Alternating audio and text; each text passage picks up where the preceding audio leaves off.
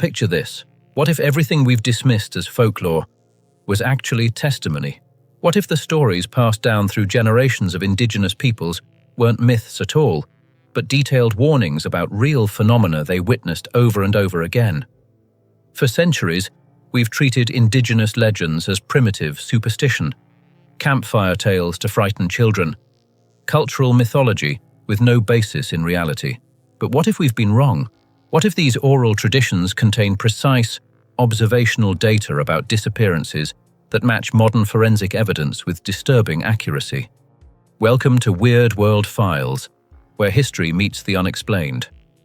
Before we carry on, if you like content based on the weird, strange, and unexplained, a quick like and subscribe would really help out the channel and mean a lot to us.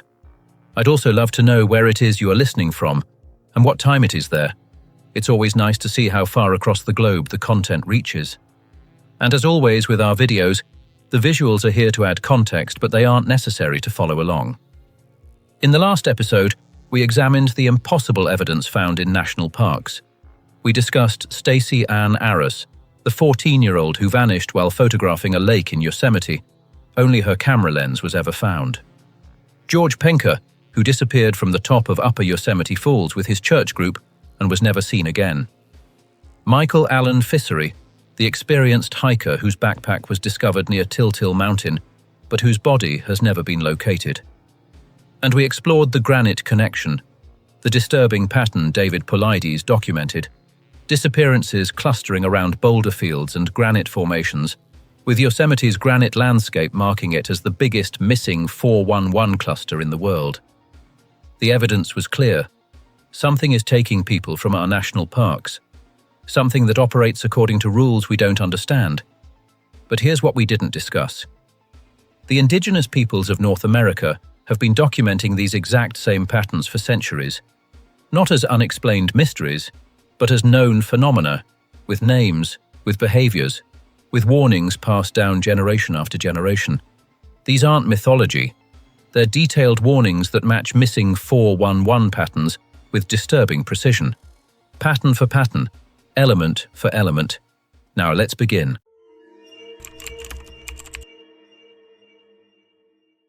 Before we examine these legends, we need to establish something crucial. Indigenous oral traditions are not entertainment. They're not campfire stories designed to scare children or pass the time on long winter nights. They are knowledge systems, sophisticated methods of preserving and transmitting critical survival information across generations in cultures without written language. When a Choctaw elder tells you about the Nalusa Falaya, they're not sharing a ghost story. They're warning you about real phenomena their ancestors witnessed and documented with the only tools they had: oral tradition. When Pacific Northwest tribes describe the Stick Indians, they're preserving detailed behavioral observations compiled over centuries. These accounts were tested, refined, verified across generations.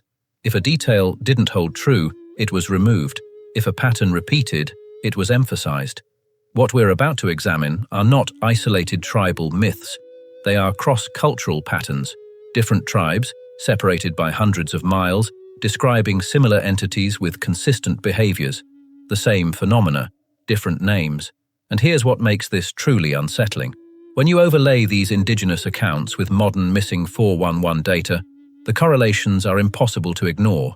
Geographic clusters match, victim profiles align, behavioral patterns correspond exactly. We're not here to prove these legends true or false. We're here to examine the evidence, to compare ancient warnings with modern disappearances, to ask the question nobody wants to answer. Were the indigenous peoples simply making up stories? Or were they documenting real phenomena they couldn't explain but desperately needed to survive?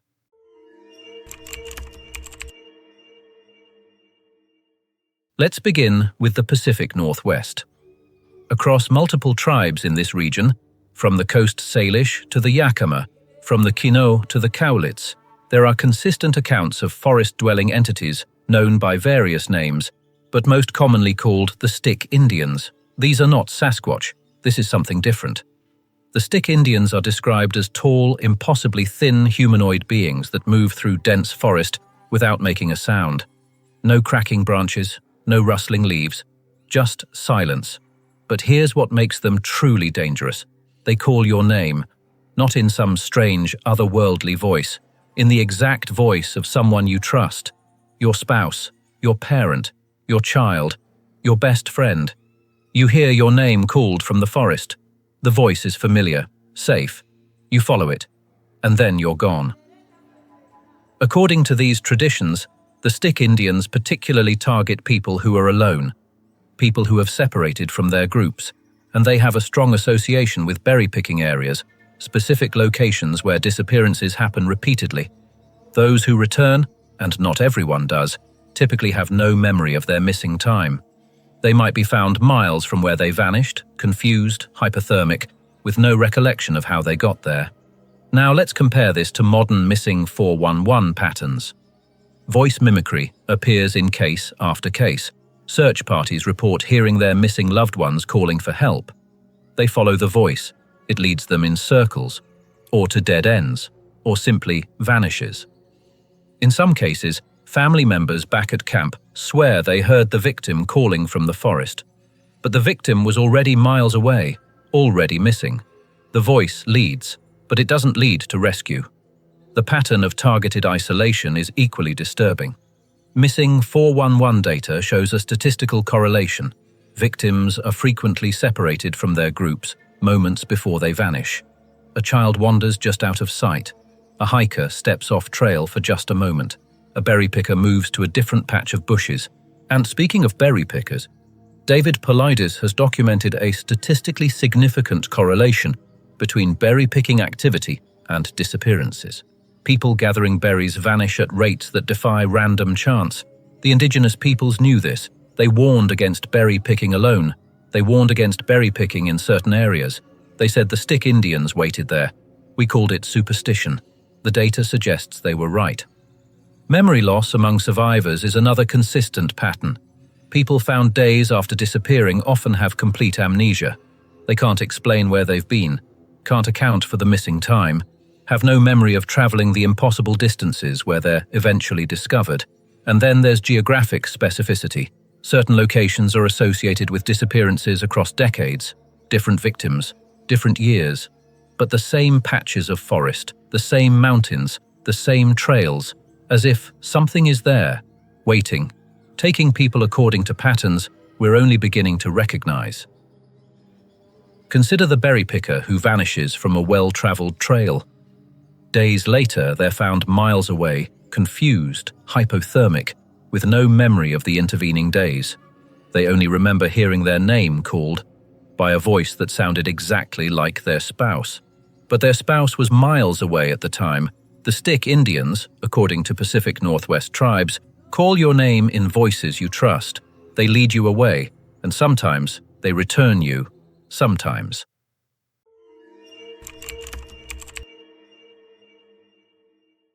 Moving east to the plains and woodland tribes, we encounter a different entity, one with a very specific targeting pattern, the deer woman. She appears at the edges of forests or near water sources. Beautiful, alluring, safe. She attracts the attention of lone men, particularly those wandering far from their camps or traveling alone through the wilderness. In some versions of the legend, she has deer hooves instead of feet, though these are usually hidden beneath her clothing or only visible upon close inspection. Men who follow her vanish. Some are never found. Others are discovered days later in altered states, clothing removed, sitting by water, unable to explain what happened or where they've been. Some accounts describe victims in trance-like conditions, staring blankly, responsive but not present. The deer woman serves a dual purpose in indigenous traditions. She's a warning against predatory behavior, against infidelity, against men who wander where they shouldn't. But she's also an explanation for a specific pattern of disappearances that these communities witnessed repeatedly. Lone men, near water, gone. Now examine the missing 411 data through this lens. There is a statistically significant overrepresentation of lone males in certain geographic clusters. Not everywhere, but in specific regions, the victim profile skews heavily male and heavily solitary. Water correlation is equally striking. A disturbing number of victims are last seen near rivers, lakes, streams, or other water sources. Some are found in or near water. Others simply vanish in proximity to it. The paradoxical undressing phenomenon, which we discussed in the previous episode, appears frequently in male victims. They're found without clothing, despite conditions where removing clothes makes no logical sense.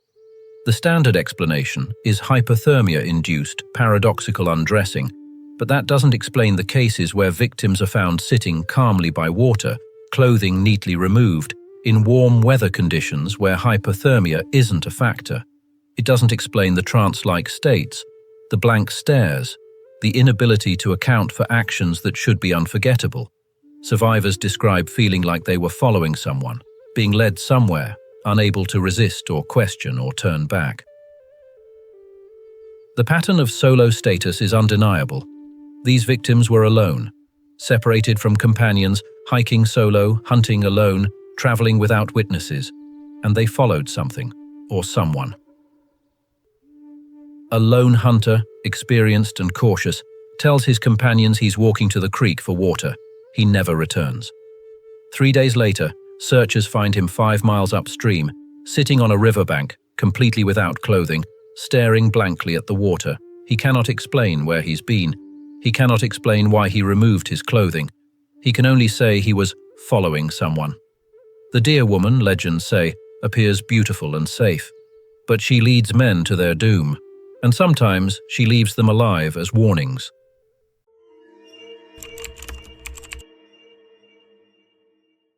Now we move to the Algonquian tribes of the northern forests and their most terrifying entity, the Wendigo.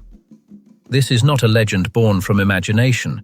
This is a legend born from horror, from starvation winters, from watching people transform into something inhuman under conditions of extreme deprivation and cold. The Wendigo is described as a malevolent spirit associated with winter, with insatiable hunger, with cannibalistic transformation. Those who become Wendigo are said to grow impossibly tall and gaunt, with glowing eyes and hearts of ice. They move with superhuman speed through snow and forest. They appear suddenly, without warning. They create an overwhelming sense of being watched, of being hunted. And they're associated with one of the most disturbing patterns in missing 411 cases, paradoxical undressing in freezing conditions.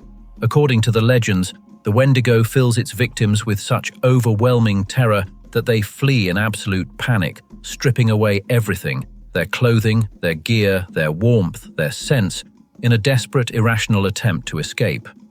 But you can never escape the Wendigo. The medical explanation for paradoxical undressing is simple.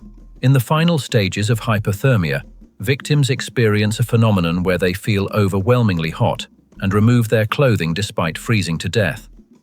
But that explanation doesn't account for the cases where victims travel impossible distances before undressing, where they cover terrain in timeframes that make no logical sense, where they're found miles from their last known location in conditions that should have killed them in hours. It doesn't explain the superhuman travel speeds documented in missing 411 cases. Children found 10, 12, 15 miles from their starting points. Adults discovered in locations that would require days of difficult hiking to reach, yet they've been missing only hours. It doesn't explain the clustering of winter disappearances in specific regions. The pattern isn't random, it's geographic, seasonal, predictable, and it doesn't explain the physical deterioration. Victims found in severely emaciated conditions, despite being missing only short periods, bodies that appear to have experienced weeks of deprivation in a matter of days. Survivors, the rare few who return, describe psychological terror unlike anything they've experienced. An overwhelming sense of dread, of being pursued by something inexorable, something that cannot be reasoned with or escaped. They describe feeling watched from the forest, sensing a presence that fills them with primal animal fear. And then they run. They run until their bodies give out, until hypothermia claims them, until searchers find them days later if they're found at all. A winter camper disappears from their tent during a clear, cold night. The tent shows no signs of struggle, but the person is simply gone. Days later, they're found 10 miles away in deep snow, without their winter gear, without their boots, as if they fled in absolute terror from something in the night. Frostbite should have killed them in hours. But they traveled 10 miles through terrain that experienced rescuers struggled to traverse. The Wendigo, Algonquian tribes warn, fills you with such terror that you strip away everything, even warmth, even sense, to escape. But you never can.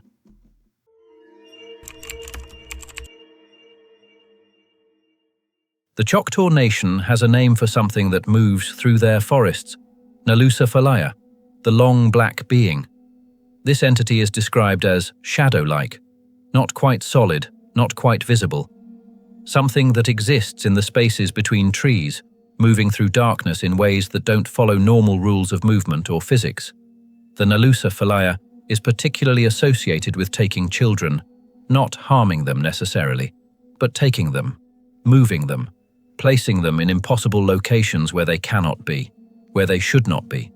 Children vanish from campsites, from trails, from places where they were watched closely, and they're found miles away, at the tops of ridges they couldn't climb, beyond ravines they couldn't cross, in terrain that would challenge experienced adults. They're found in trees, on elevated ground, in locations that require explanation but offer none. The Nalusa Falaya, according to tradition, also creates confusion in searchers. It leads them away from victims, makes them walk past people they're desperately seeking, hides children in plain sight until it's ready for them to be found, and victims experience disorientation, lost time, missing memory. They can't account for their journeys, can't explain their locations, have no recollection of the impossible. This aligns with some of the most baffling patterns in missing 411 data. Children found in terrain they physically could not traverse. Toddlers discovered miles from their last known location on steep, rocky ridgelines that experienced hikers struggle to climb. 3- and 4-year-olds found across impassable ravines with no explanation of how they crossed. Children located at elevations far above where they vanished, in terrain that search and rescue professionals describe as physically impossible for a small child to navigate alone. And then there are the ones like Stacey Ann Arras, who simply never come back at all. Vanishing into terrain so completely that not even the most extensive searches can find a single trace. As if they were taken somewhere that search teams cannot follow. The tree association is undeniable. Bodies found near trees in inexplicable circumstances. Children discovered sitting calmly beneath specific trees, as if placed there. Adults found in positions that suggest they were positioned rather than collapsed naturally. And time displacement, perhaps the most unsettling pattern of all. Children missing for days who appear to have experienced only hours. No significant dehydration, minimal exposure symptoms. As if time passed differently for them than for the desperate searchers combing the forest. A 4-year-old wanders from a campsite. Massive search operations cover every inch of nearby terrain. Nothing. 4 days later, the child is found 12 miles away, at the top of a rocky ridge, sitting calmly, hungry but unharmed. The terrain between the campsite and the ridge includes impassable ravines, dense underbrush, and vertical climbs. Experts say the child couldn't have covered even 1 mile of that journey alone. The Nalusa Falaya, the Choctaw warn, moves through shadows. It takes children, and it places them where they cannot be, where they should not be, as if testing us, as if showing us it can.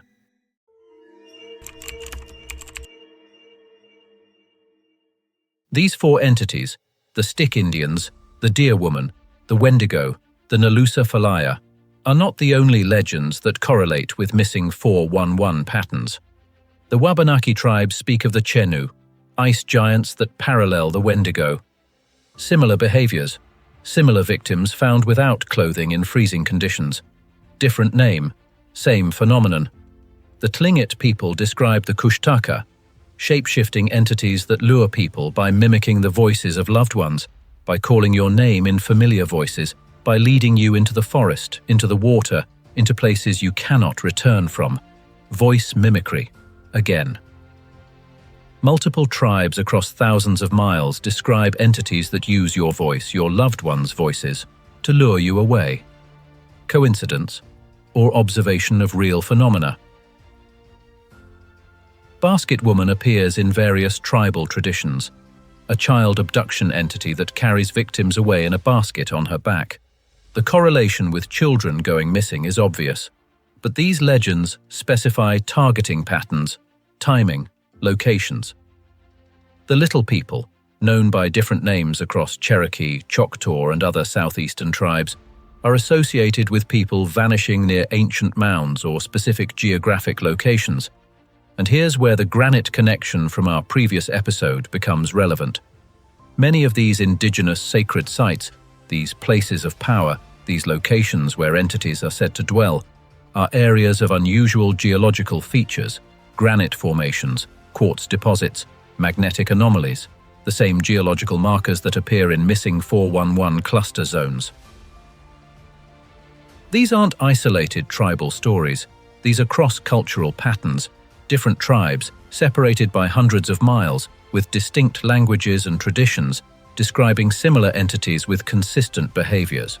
The same phenomena, different names, different cultural interpretations, but the same underlying patterns. And when you overlay these indigenous accounts with modern missing 411 data, the correlations are impossible to dismiss.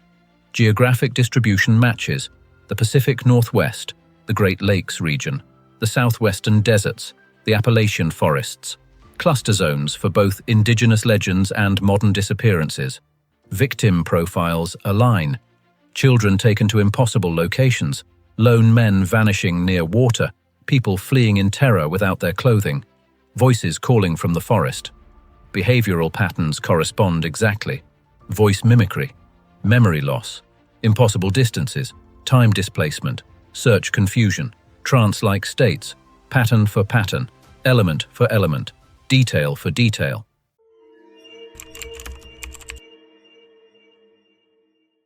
So we return to the question we began with. Were these truly legends?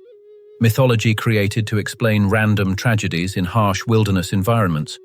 Or were they warnings based on observation? Did indigenous peoples witness the same phenomena we document today with missing 411 cases? Did they see patterns repeating across generations? Victims vanishing in similar ways, from similar locations, under similar circumstances? Did they develop cultural explanations for phenomena they couldn't understand but desperately needed to survive? When a Choctaw elder warns you about the Nalusa Falaya, are they sharing folklore? Or are they passing down critical survival information compiled over centuries of observation? When Pacific Northwest tribes tell you the Stick Indians call your name, are they telling ghost stories? Or are they warning you about documented behavioral patterns in disappearance cases? When Algonquian traditions describe the Wendigo's overwhelming terror, are they mythologizing hypothermia? Or are they describing psychological phenomena that modern science still doesn't fully understand? The correlations are too precise to ignore, too consistent across too many tribes, too perfectly aligned with modern forensic data. These accounts exist across dozens of tribes, across hundreds of miles, across centuries of time. Pattern for pattern, element for element, detail for detail. Modern science dismisses these as mythology, as primitive attempts to explain natural phenomena without understanding of biology or psychology or environmental factors. But the evidence suggests otherwise. The evidence suggests the indigenous peoples weren't telling stories. They were giving us the only explanation they had for phenomena they witnessed repeatedly, generation after generation. They were warning us, and we called it mythology.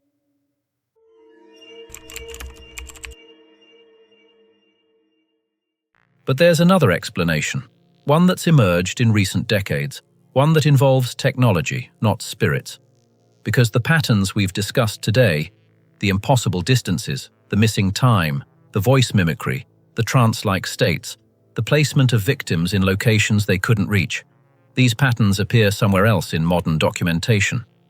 UFO encounter cases, alien abduction accounts, UAP activity zones. Missing 411 clusters align with documented UFO hotspots. Strange lights are reported before disappearances. Time dilation effects match those described in alien abduction cases. Military installations show unusual interest in certain disappearance zones. And here's the disturbing question nobody wants to ask. What if the indigenous legends and modern UFO phenomena are describing the same thing? What if what the Choctaw called the Nalusa Falaya, what the Tlingit called the Kushtaka, what various tribes described as spirits or entities, were encounters with something far more complex than either ancient mythology or modern folklore can explain? What if we've been looking at this wrong all along?